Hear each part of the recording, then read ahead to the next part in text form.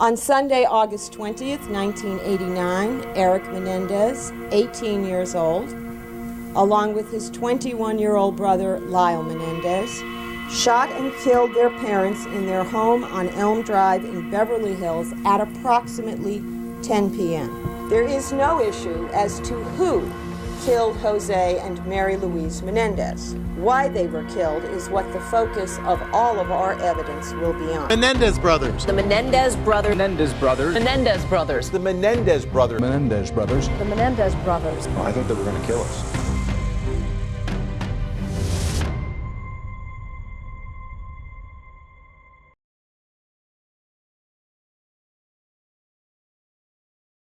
Welcome back to Positively Delusional.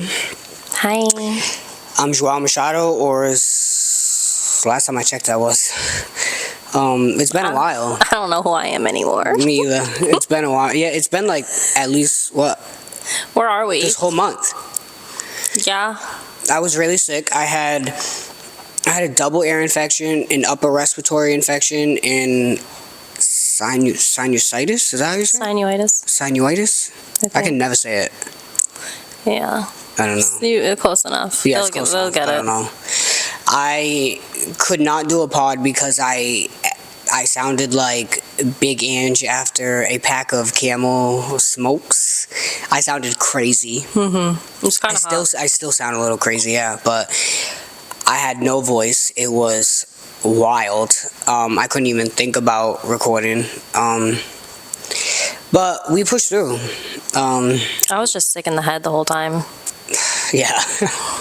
I mean, I've definitely been sick in the head. No, I did have a cold though, Literally. too. You gave me like one of those things. I don't know which one. I don't know what. It's something. Yeah. I don't know. Sharon is Karen. We share everything. Yeah, we literally share everything. We share delusions, we share viruses. We share thongs. Everything. We share all of it.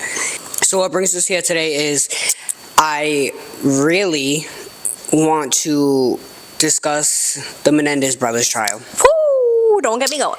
So I already know how you felt about it for a long time. Y'all know how I feel. I've already expressed this. I think first pod I talked about this when it wasn't even a thing. This is my criteria. You've mentioned it a few times. I'm very passionate. I'm gonna educate myself on this, right? So Thank you. I have listened to hours and hours and hours of trial testimony, everything. I was like, I want to know as much as I can about this case before I speak about it. I don't want to just go out. I want to speak from an educated standpoint. So now, for those of you who don't know, for those of you that are living under a rock, yes, it's time to lift the rock up like Patrick Star, because Lyle and Eric Menendez, who are brothers, August 20th, 1989, killed their parents with shotguns. it was brutal. It was brutal, and they pretended that they didn't do it for about 6 months until they got caught, which we'll talk about it. Eric is more sensitive, like Eric is definitely the sensitive one. Empathetic about this, but that was, and you could see it in their whole relationship and demeanor that Eric is the more like sensitive one. Lyle is very like he's the one that stood up for his brother and everything. Like he's more like about business and like you can tell that Eric is a very sensitive, like emotional guy, like personal, and he could not take what he did. Like he felt so guilty. He felt suicidal. I went to the only person that has ever helped me, that has ever protected me. And then, ultimately, this happened. He was arrested because of me. I wanted to die. In a way, I did not protect Lyle. So he told his therapist, was it therapist, psychiatrist, or psychiatrist, therapist, and they ratted him out. Yeah. Which is how, I forget how they did it. So what had happened? That's not even really legal. What had happened was they were already seeing the therapist. Confidentiality. The whole family, on and off, were seeing this therapist because Lyle and Eric and one of their friends had ended up doing a few burglaries, and then the dad, Jose, ended up getting it squared away. They ended up putting all the blame on Eric because Eric was younger than Lyle, and they didn't want to mess up Lyle's college career and everything, so Eric took the blame for it, which basically they just slapped him on the wrist because he was underage, and whatever, that was that. So then they sent him as punishment from the court to see a therapist. They were seeing this therapist for a little bit before the murders happened, and then after they murdered their parents, Eric had so much guilt about it and was having crazy dreams and everything that he ended up just spilling the beans to his therapist. The therapist obviously was like, this was a huge case at the time in Beverly Hills with these rich, wealthy family. Rich successful fucking family. Jose, the dad Jose, was an executive over at RCA Records. They were loaded. It was crazy. So they're looking for the killers. Nobody has any suspicions that it's the brothers. And Eric ends up confessing to the therapist. So the therapist tells his mistress. The mistress and the therapist end up getting into an argument, and she rats all of them out. She goes to the cops and she rats everybody out. He's like turning me on right now. They get keep going. I'm like, yeah. And it was all recorded. The therapist recorded everything, and they basically subpoenaed the tapes. They arrested the brothers, and fucked up. Everything started. After the parents were murdered, they went, obviously inherited a bunch of money that was coming towards them. They spent about $1 million. So everybody was like, well, they tried blaming it on money. But you can see, too, the money spent, like, the difference. Like, Eric didn't spend, like, a quarter of the amount that Lyle spent. Like, Lyle was going bazooka, like, crazy. Yeah, he bought 3 Rolexes. With the spending. Yeah. Like, a Porsche. Eric did, like, a little bit. I think Eric bought a Jeep. He bought a Jeep Wrangler. But no, Lyle bought a Porsche. Lyle was going crazy. Went crazy, yeah, he went crazy.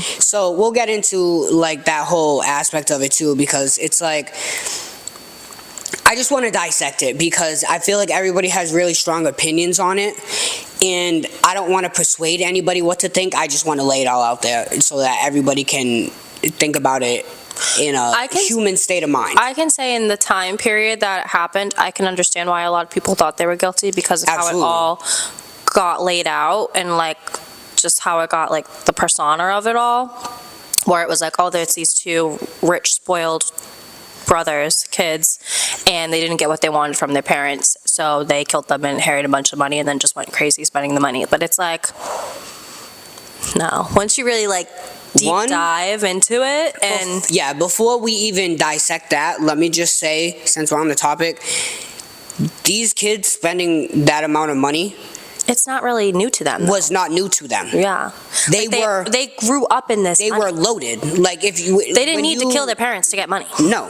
they didn't need to kill. And their nobody parents to get says money. this. Like I keep saying that. Like why would they? Like of course that was the whole be all theirs.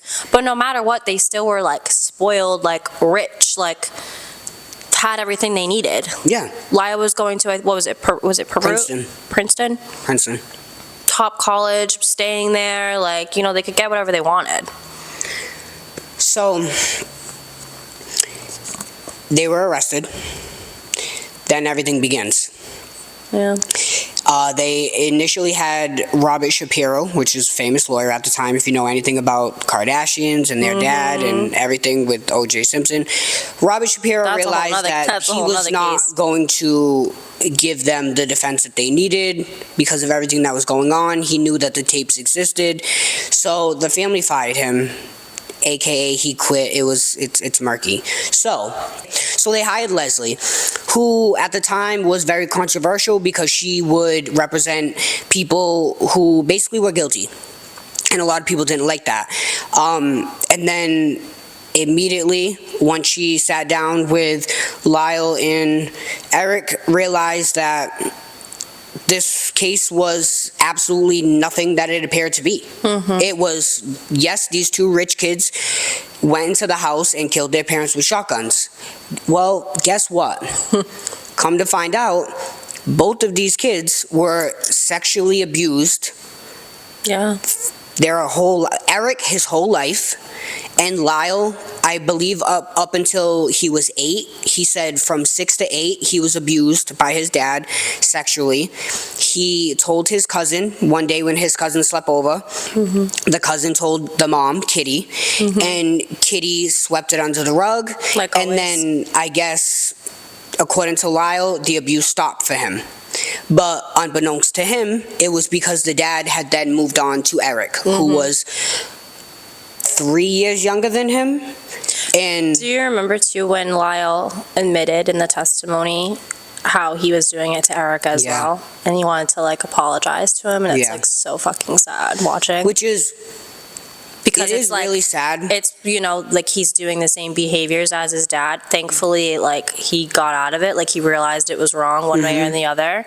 But that just shows you like It shows you that it can just, it could behavior from a really- young age can just warp your mind, and Yeah. when you don't know what's right and what's wrong yet. And that's what the whole, like, with the whole trial, they didn't, like, understand, like, why they behaved that way, like, Right. why they killed their parents. Like, you don't think that the trauma that they went through is gonna alter their behavior? Like, it's fight or flight at this point. Like, just all the sexual trauma. Even, like, Lyle was 17 wetting the bed.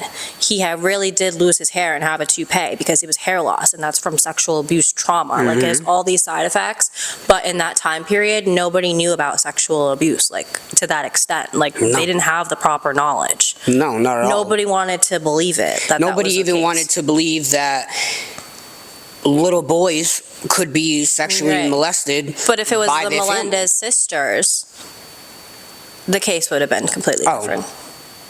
100%. If I it believe. was Leela and Erica, it would have been tried completely different. Completely different. But you can't. They couldn't believe that a father would do that to their sons. A rich, wealthy, important man. Basically, what happened? Yes. Basically, what happened? My dad came in and told me to take off my clothes and to kneel on the bed. And he closed the blinds and he put the slide underneath the door like he always did. And he told me to bend over the footboard. Sexual abuse started to come out with Leslie. Leslie sat down with the boys, realized that they were being sexually molested their whole Raped. lives. They were raped. Eric was raped over and over again. Not to sound graphic, but I am going to say some of what it was in the testimony. The dad would call him into his room starting at the age of 6, and he would have him perform oral sex on him. He would tell him to bend over on the bottom of the footboard, and he would rape him. He would bring him in the shower. He would stick tacks in his thighs. He would stick He loved to inflict pain. and that went on until Eric was 17. It went on until right up until the murders. So yeah, when Eric said to Lyle came home from college to visit, and Eric said to him, like, it's still happening. It's still happening. That's all he had to say. And Lyle immediately knew what he was talking about. And Lyle went to the dad, Confronted and the dad. flipped out, and told him that he needs to leave his brother alone. And for some that reason, it's ending. and this is why I said it earlier, I think Lyle has a lot more of an impact as his personality compared to Eric. Like, I And think the Eric dad is knew more that. meek, The dad definitely more knew meek, that. timid, like emotional, sensitive, and Lyle's more like in your face, like you're not like the older brother character. He's kind of like how I am with my Yeah. sisters and stuff, like very like I'll protect, protective. And I think he knew that, and I think he knew that he would be exposed. Yeah, he knew it. He he's said gonna it. And that was one of the things that Eric had said over and over in his testimony, that the dad told him, do not ever tell anybody or I will kill you. He said especially Lyle. And especially Lyle. Especially Lyle. Do And not Lyle tell doesn't live Lyle. at home anymore. Because one thing about Lyle was with the shits. And when he came home from college and Always he has been. realized that he was hurting his brother, and he said it, he said, I wasn't, like, there were times where, of course, because I had already been through it, I suspected that it was going on, but I didn't know that it was to the full extent of what it was. And mind you, both of these children are trying to get away from these parents. So, But he was also very controlling and controlled everything that they did. everything. I'm surprised that he even let Lyle live on campus, because he said, but again, he was more possessive with Eric, and Eric Well, was that's easier. why when he Eric was came back- easier to control. When he came because- back on break, they bought him an apartment so that he was going to live off campus. Yeah. And No, not Lyle. Lyle, they Yeah. bought Lyle an apartment so that he wouldn't go back to living in the college. And Eric was trying to go to Rhode Island to Brown. No, they said, no, you're and- going to UCLA. And he said, no, you're going. He met with You're the staying tennis home. coach over there. It was basically all going to be set in stone. And he told him, no, you're going to UCLA and you're going to live here. And that's when Eric realized there's no getting away from this. I can't get away from this abuse. And that was that for them. Because he was so excited too. This was the kicker of it all, and this is like I think another big reason why he had told Lyle was because he was so excited to finally leave, because he got that Rhode Island college whole setup. He and thought that was his gonna way leave. out. Like he was like, that was his freedom, that was his way out. And then no, his dad hit him with the, no, you're not, you're staying here, because I need somebody to satisfy me, and I need to have full control over you. And that's when he sat there and he was just like, I'm never gonna leave this. Like, this No. is never gonna end. And what I need people to understand is, from the moment that Lyle came home and found out, when Eric told him that he was still being abused by the dad, and then they confronted the dad, up until the murders, this was all in a span of 5 days. So I love when people want to say, oh, this was pre-planned and blah, blah, blah. It wasn't planned out the way you think it was planned out, though. It was. It They did was- plan it. it was But it so- was still like. But it wasn't this long plan that people keep trying to say, oh, No. they were planning this murder out. And no. they didn't really So do what it had that happened, smart. Right. So once they got into the confrontation with the dad, and then the dad basically told them, listen, I'll kill both of yous. And then they took them immediately on a boat trip that Fishing. the Deep sea fishing. Nobody deep fished. sea shark fishing where no one fished.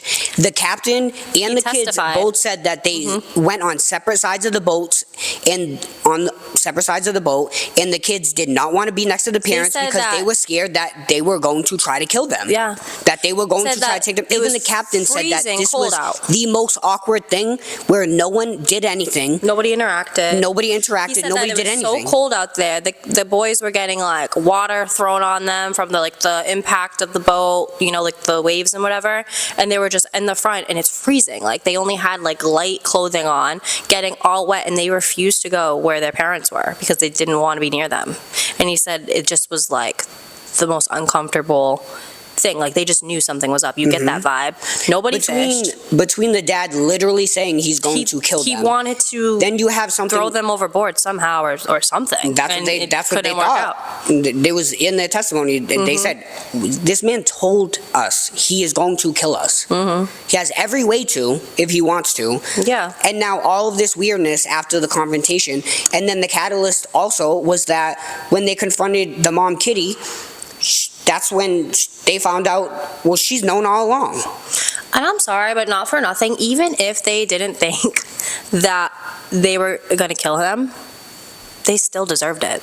They still deserve it. Even if they I'm weren't sorry to scared for say. their lives, it's just like I don't have any empathy for these parents, and I No. don't feel bad at all. Like the Ryan Murphy interview still just literally, oh my God, it boils my blood when he says, what about the parents' perspective? What about it? What about it? You know what? That's a good question. So let me tell you a little bit about the parents' perspective. One, I can tell you Kitty's perspective. So right before, I don't know if it was a few months or but if this it was is the thing a too, is few they always weeks. make Kitty look like a poor thing, like she was just this she just wanted to be loved, and that's why she started pill popping and drinking, and she was just as evil in my eyes. Usually just topless or like an open robe. And sometimes, with their clothes on. And what ages are you talking about where she would expose herself to you this way? Objection, the question was leading and mischaracterizing the testimony. Overall. I was about 11. Did she help you with your baths? Yes. How would she help you with your baths? She would come in after I'd been in there a while. She would help wash my hair and wash me with a sponge. How old are you talking about? Same, 11 to like 11 to 13. And when you say she would wash you with the sponge, would she just wash your back, or? No, she would wash me everywhere. She would wash your genitals? Yes. You slept in bed with your mom a lot, didn't you, even when you were little? Yes. And did you continue to sleep in her bed around this time when you're 11 and 12? Sometimes. And sometimes, did you touch your mom? Yes. Would your dad be in bed? Sometimes. And where would you touch her?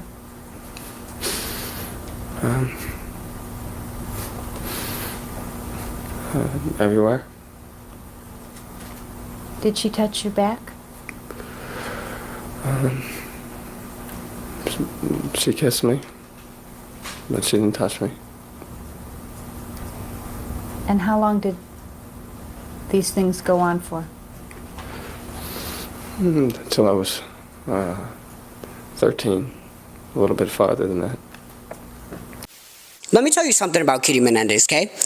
For anybody who's confused about her, she knew that her kids were being molested from at least the age of 6, okay? Mm-hmm. When, one, her own niece told her that her son told her that the dad is raping him, okay? One. Her own sons came up to her. Check. Okay, check. 2, around that same time, she had an envelope that was presented at trial with her handwriting that said Eric's 6th birthday. In that envelope were photos of both of her children, little boys, fully naked, up close of their genitals and everything, that were kept in this folder, okay? Weird. Also, Kitty knew that when the kids were brought into the bedroom or the bathroom and the door was shut, you do not go in that hallway. She was like his dog. You do not go in the. You don't even go to the door. You don't go in the hallway. Yeah. Next to that door. And she knew that. Their family testified. I don't care how scared she was. I don't care that you wanted to keep this lifestyle at the expense of your children. Is diabolical. Okay. Her children went up to her and said what was happening, and she looked at them and said, "You don't think I know? You don't think I know this?" She didn't give a fuck. She, if anything, I feel like she resented them because she wasn't fucking getting it. I fully believe that, even from their testimony, that you can tell that there was resentment. There's resentment. There was resentment. Do you know that Eric testified? She would have, what did she call him?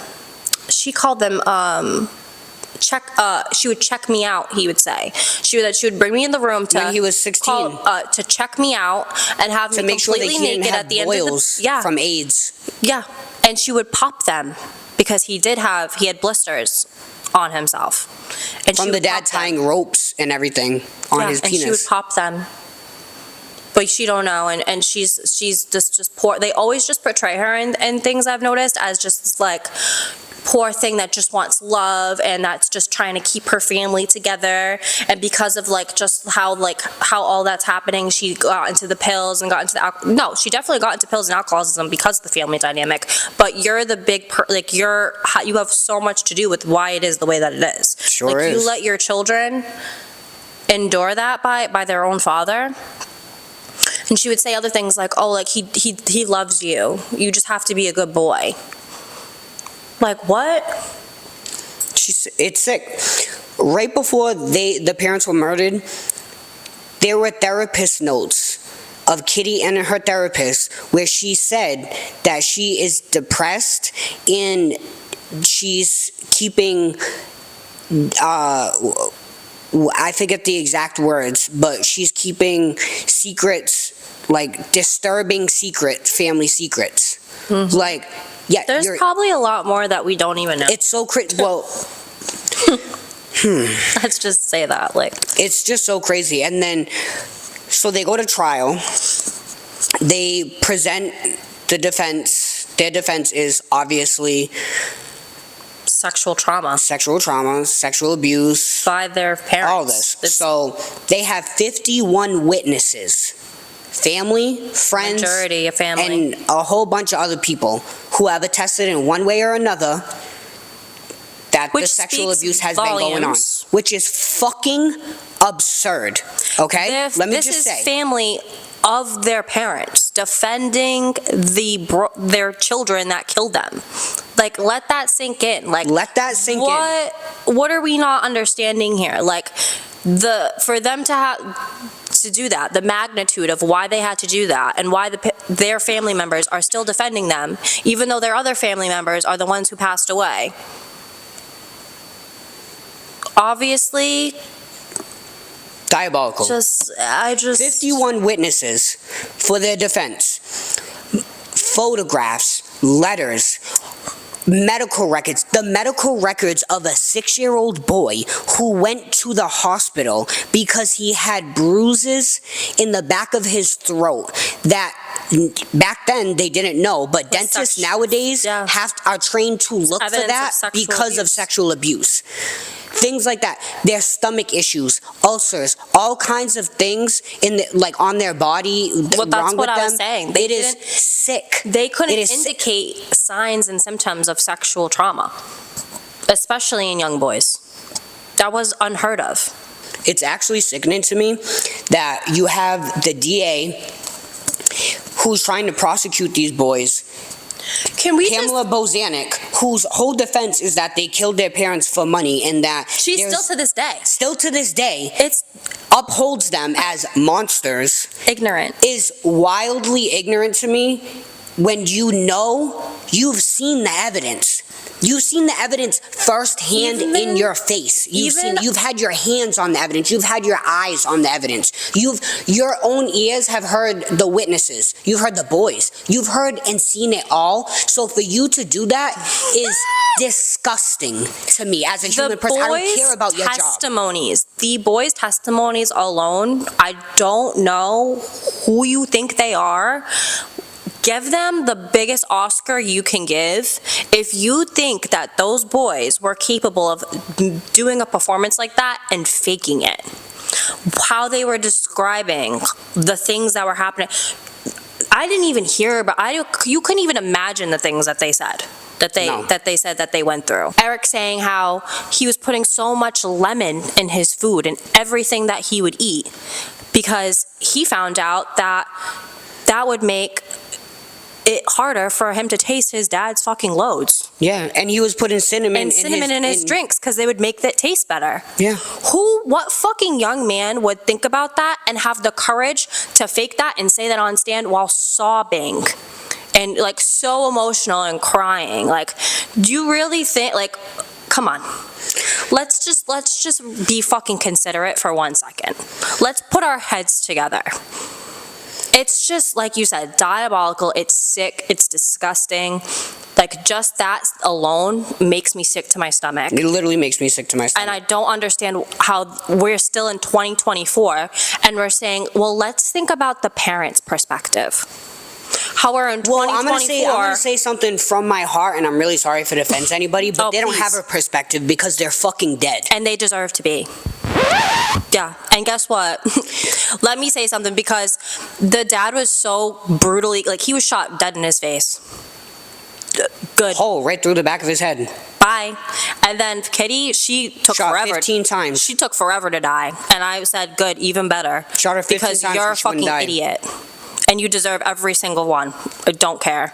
I don't care. Don't care. I don't. I really don't. I have no empathy. I'm angry. Like, I'm angry. The more that I've learned about this case, the more it went from sadness to anger. Yeah. So now, I'm going to say something that I don't talk about, okay? So growing up, I was heavily sexually abused myself. Not from family members, thank God, but I was.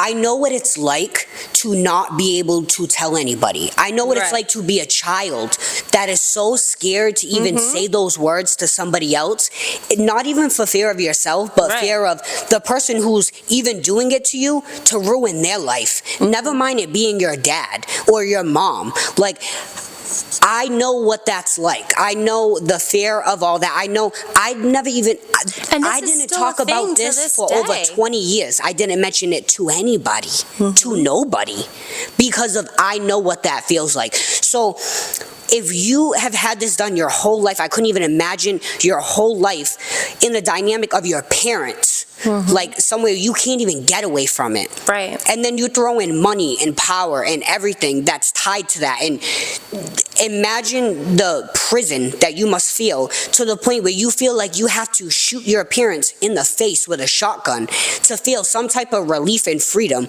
is crazy to me. It was with anger. How wouldn't it be? It makes me so angry.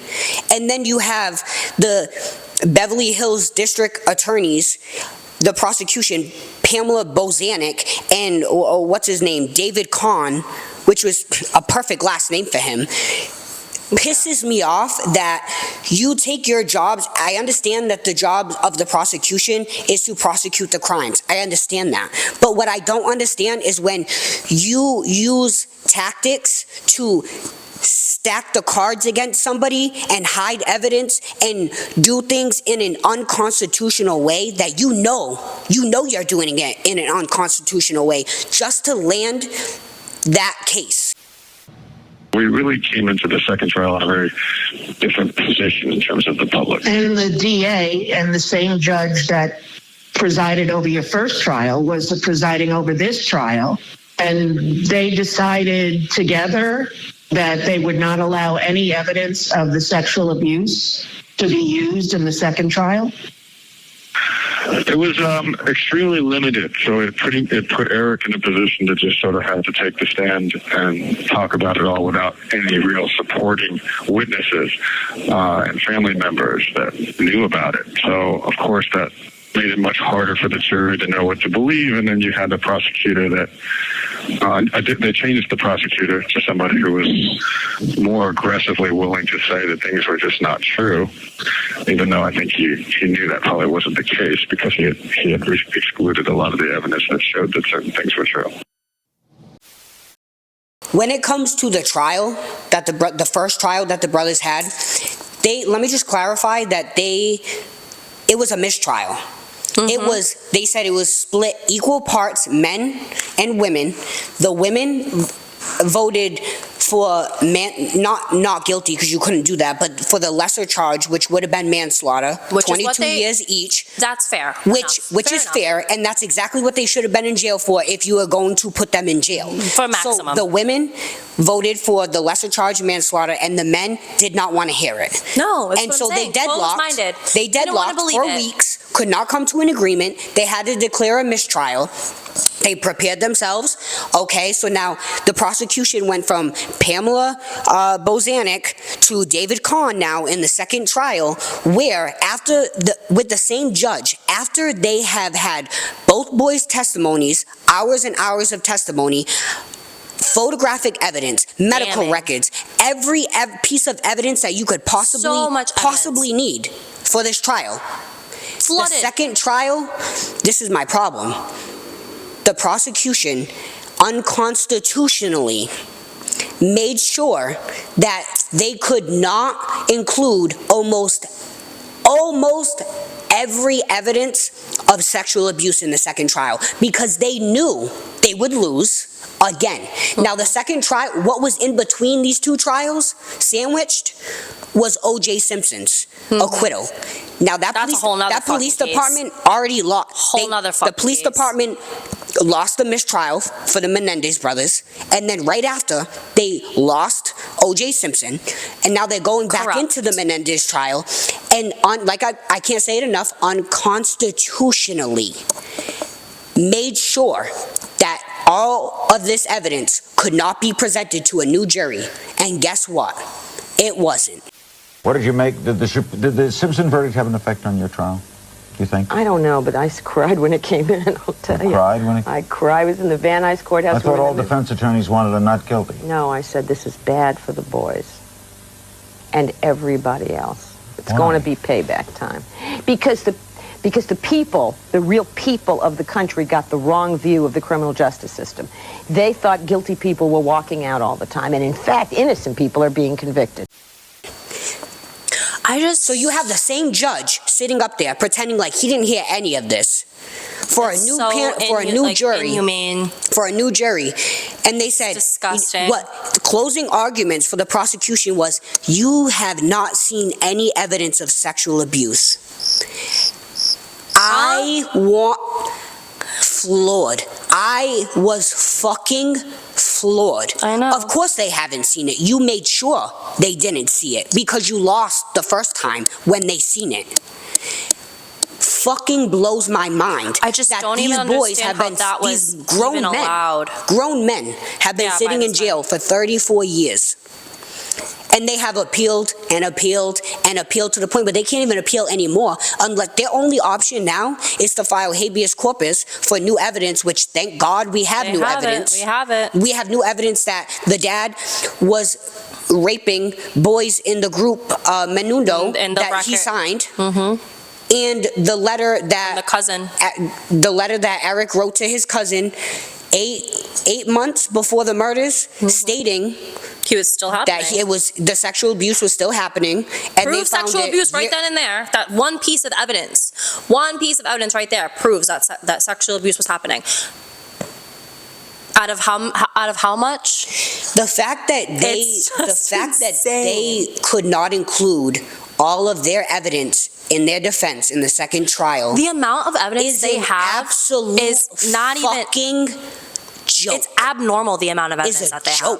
Abnormal. And everyone the professionals have said it was wild that they had this much evidence at that time. You know what happened? They got raped again by the fucking judicial system. Sure did.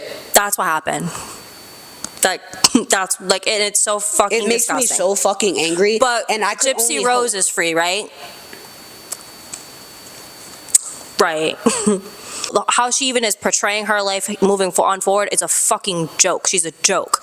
I came out hate of her. prison wearing Cuban link necklaces, doing podcasts with her man. Now she's just trying to act like a normal fucking girl on TikTok. Living her best life. Living her best life. That G is fire, right? Do you know what Lyle Menendez is doing in prison? Sexism. That's what I call Lyle is sitting in jail starting programs for sexually abused inmates.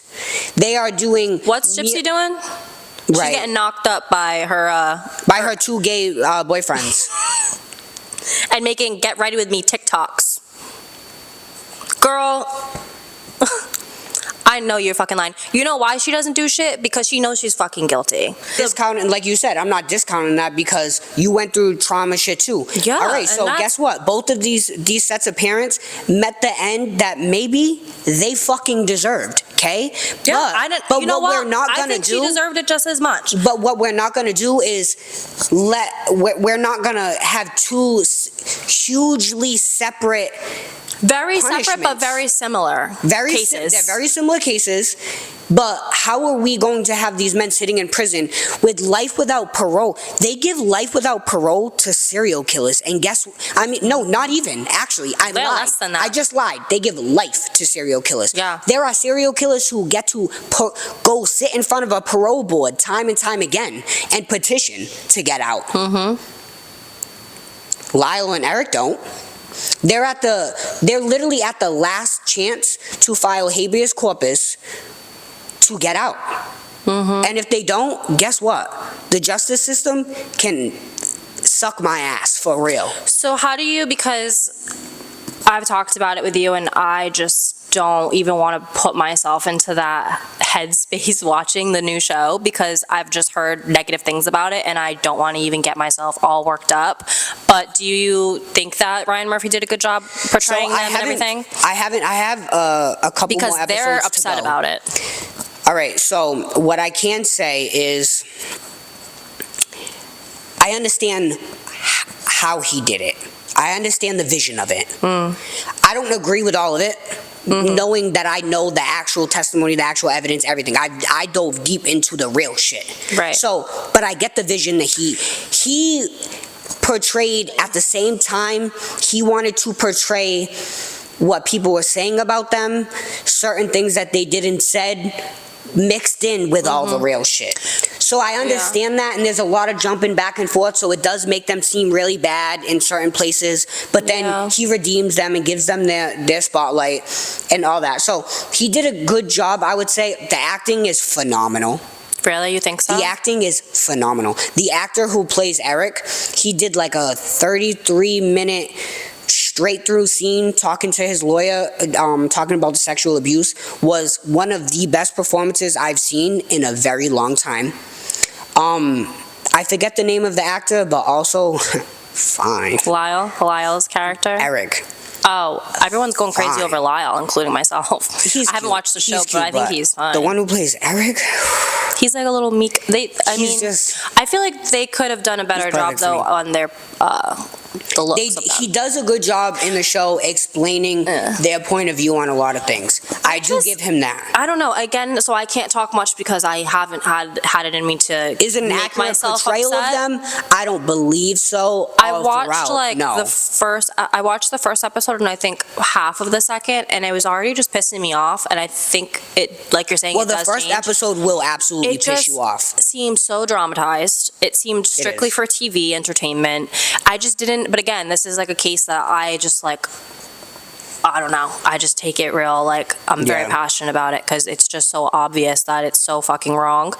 And I just didn't like how it was executed in the first, like, episode. So the first, I know what you're saying. I thought it was very dramatic. I knew like the toupee getting ripped off. It was just very, like, dramatized for me. And I was just like, this is their life. Like, this is like, it just didn't feel, like, respected enough for me. But again, I haven't given it the benefit of the doubt entirely. The first episode will absolutely piss you off if you know this case. It did. But I understand what he did because, like I said, he shows you, he lays it out where it's like they could be the bad guys.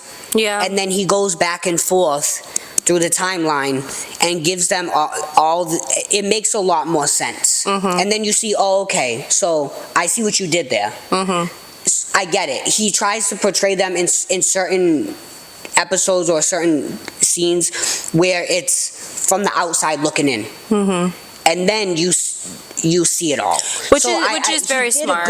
Like I said, I haven't finished it, so I really can't say too much about how I really feel about it. But I think he did an okay job with giving them their spots. I want to give it the benefit of the doubt. I love Ryan Murphy. I love everything that he's done for the most part. Some of the American Horror Stories are a little too much for me, but a lot of them are really good. I think I think he can be a genius in this. Like, I always talk about it. You know how I feel. Like the Dahmer, I thought was done amazingly. Yeah, I really like that one. That is like top 3, like for me, like I've ever seen in my life. It made you so uncomfortable, but so like I don't know. I think he did Dahmer so well, like the character alone and that everything about it. So I think I just, especially like how I keep saying how much I like know this case and like am so adamant about the freedom of them. I think I just expected so much from it. The first episode was jarring to me. And I know the series is called Monsters, but just that alone, the monsters. Well, all right, so that pissed me off. That pisses me off. That pissed me off at first, but I understand why he did it. Because I know. Everybody at the I just feel time, like the it can be journalists would call so them easily monsters. portrayed as something different, and that doesn't help them at all. But I mean, at the same time, it is kind of helping them because Kim Kardashian very much is all about prison reform. Not really a Kim K fan, but I do advocate for what she's doing, and she went in there and talked to them, and I think she's definitely going to be the actor who plays Eric did too. Yeah, it was her. He talked to him. Her mom, Chris, obviously, Chloe, and then the actor that played Eric, was it? Yeah. Yeah. And they went in and talked to him, and I think if anyone can get them out, it's her at this day and age. Well, hate to say it, but 2020, the spring of 2023, when the new evidence came out, they did file a habeas corpus complaint to try to get them out. Of course, the office... they didn't decline it, right? They're still reviewing it. It's still in review, which is a good sign, though. Which is a good sign, but over a year later, you're still reviewing it. Well, get your glasses on, get your spectacles. So and it was. Put your fucking brain wires together. Eric's daughter posted on social media that supposedly they're supposed to come to a decision, or they're supposed to hear something within 60 days. So and I think hopefully, with that, actually a lawyer. What needs to happen is they need to reduce their charge to manslaughter. They'd already be and out, that time has already been served. If they should have only been in jail for manslaughter, 22 years. Yeah, so they should have been out so over they 10 have years been in ago. jail for 14 to 20 years longer than they should have been. Do you think What's the holdup? Do you think that? So what I life think, without parole what is I think crazy. Is when the prosecution knew they're not going to do another trial, they're just going to be acquitted because there's no point. need for another trial. There's no point. We've You're seen gonna waste it your all money. in the first trial. You can watch the whole first trial on CourtTV. Look it up. You And can I watch think it. There's no need for it. They'll be acquitted. I think they'll get out probably by Christmas because that's what I hope.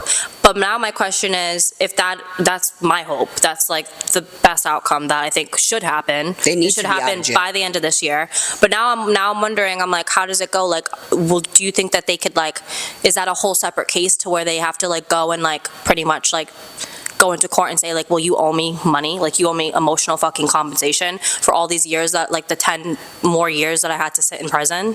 Can they do that? Well, I don't know when somebody's wrongfully No, I know convicted. exactly what you're saying. I know that certain charges and certain cases have statutory limitations, or maybe that's the wrong word, but I know that there's a certain amount of time where you can sue for certain things. I have no idea about that, but if they can and they get out because they should be free. That's a whole nother at this point, because they've already served their time for manslaughter and the prosecution knew that it was a manslaughter charge and they unconstitutionally went for a murder charge that they knew was not theirs. So, they should be out because time served on their real charge. And yeah, if they can sue, I sue the fuck out of the police department because yous knew what yous did. You did it because Eric made his own little family too. They needed a win so bad. I can't stress this enough. That police department needed a win so bad at that time. This was right at the time of the Rodney King beatings. This was the LA riots. This was O.J. Simpson just being acquitted. They needed a win so fucking bad. O.J.'s acquitted. It's crazy. That they literally, you stacked the deck against them. You had no right to go about it the way that you went about it, so dirty, and not let their whole defense. How can you defend yourself? I don't know how when they your sleep. whole defense. I don't know how they sleep at night. I really don't. You took away their whole defense, and anybody that sits there and listens to what they went through and just. I can't even imagine being in that courtroom. I watch their testimonies when the boys talk, and I cry. I cried. It's so sad. But can you even imagine listening to it in real time, being there and watching them? Eric's veins literally popping out of his head because he's so fucking emotional and sobbing and just listening to what they're saying and then what the family knows and the family defending it with all these obvious signs of sexual abuse and just abuse in general and controlling and everything going on, and you gather all of that and you just don't give a fuck. You don't give a fuck. That's whether or not you were gay. Yes. Mr. Menendez, did you ever question in your mind whether or not you were gay? Yes. And why was that, if you know? It's because I didn't understand what was happening with my father. And what do you mean you didn't understand it? In California, I didn't understand why it didn't hurt so much and anymore, and I didn't understand. I just felt like I was having more friends because I had a car and I was able to play tennis with them, and I was a little bit more independent, and I felt like I was supposed to be stronger, and I would still be doing this with Dad, and I wouldn't scream at him or fight back with him because I was afraid, but I didn't. I still thought I should have, and I would still be able to have an orgasm. Okay, so those things, those factors made you wonder if, in fact, maybe you were gay. Maybe that's why this is happening. Maybe that's why I don't resist. Maybe that's why it doesn't hurt. Is that what you mean? Yes, I didn't understand. And did these concerns about whether or not you were gay, did this bother you? Yeah, it was on my mind a lot. It bothered me. Did you think it was wrong for somebody to be gay, or was it just that you didn't know what you were? No, I didn't think I was wrong to think I was... No, you didn't understand my question. Do you think it was wrong for people to be gay? No. So, what was it?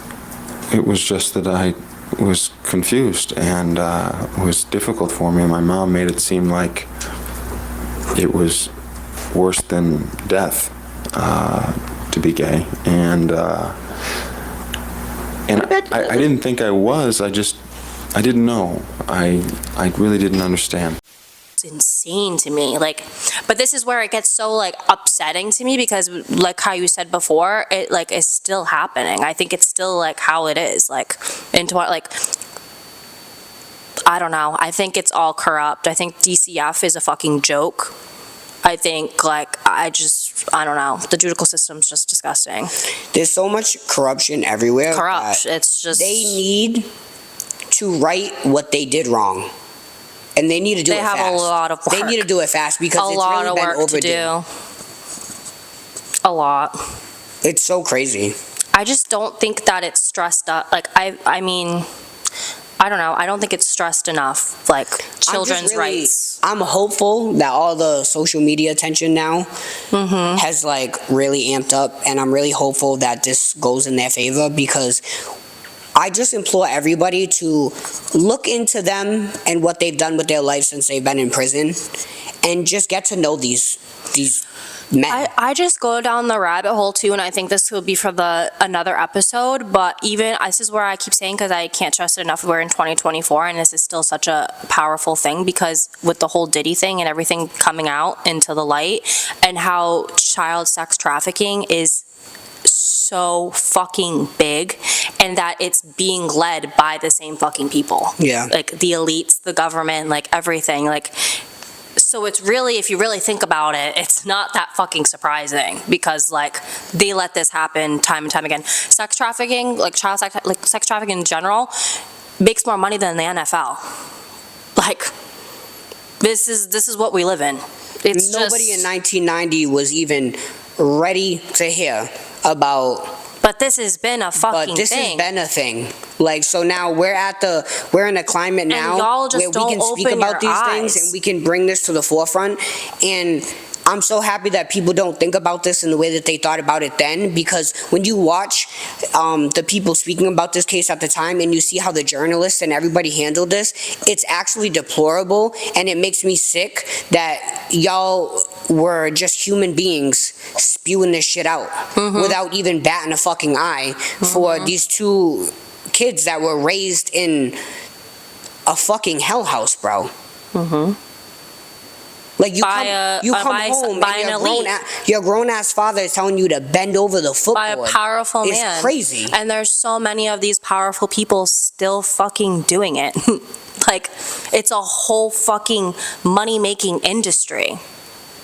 And it's just getting bigger and bigger, and it's still getting fucking called out, but it's still gonna get silenced. Like, you know how many people are in it that people don't want to fucking, like, realize that are in it? Like, I can't, because we're gonna start like sounding crazy, but I know. Yeah, like, let's like, let's take a breath, because I'm already pissed off enough about the trial and everything that happened with that. So do your research. It's insane. Yeah, I implore everybody to do your research, and please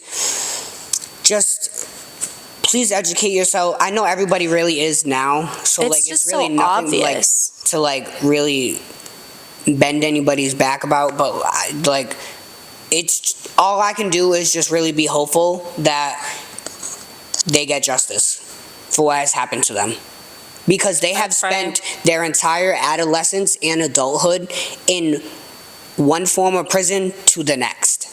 And it's time to let them go. I mean, this doesn't make it any better, but it really like warmed my cold black heart though, how Lyle got transferred to Eric's jail. So now they're together. And that was after like 20 years. And he was working, yeah. It was like 20 or 22 years they didn't see each other, and then Lyle got transferred. Yeah, and Lyle was working, he was working with a program that was helping inmates who come back into the system. And like, he was helping them with that, and he was like, oh, I didn't really want to leave that. They're doing work in there. And again, like, I think that people can change in jail for the better and everything, and I think that's good. And I think, like, I support Kim K with saying, like, that it should be more humane in jail and give them these programs and stuff like that, because how is anybody supposed to become better? Like, they just kind of, like, you know, it gets personal because it's to an extent, because people really have done disgusting, horrible things and don't deserve anything, but they are doing so much like good, and they're not even out. Like, you know what I mean? Like, and they've never once shown any like risk of being like a problem, like a what do you call it? My words are all like a danger to society. Never. They've never shown any other acts of violence. They've never showed any bad qualities. Like, they've only shown good. Like, they just prove, like, just in their mannerisms, their demeanor, that they're innocent. Like, they're victims. Yeah. And it's just, I don't understand. I just don't understand it. I think it's so cruel, and they need the time's up. Time's up.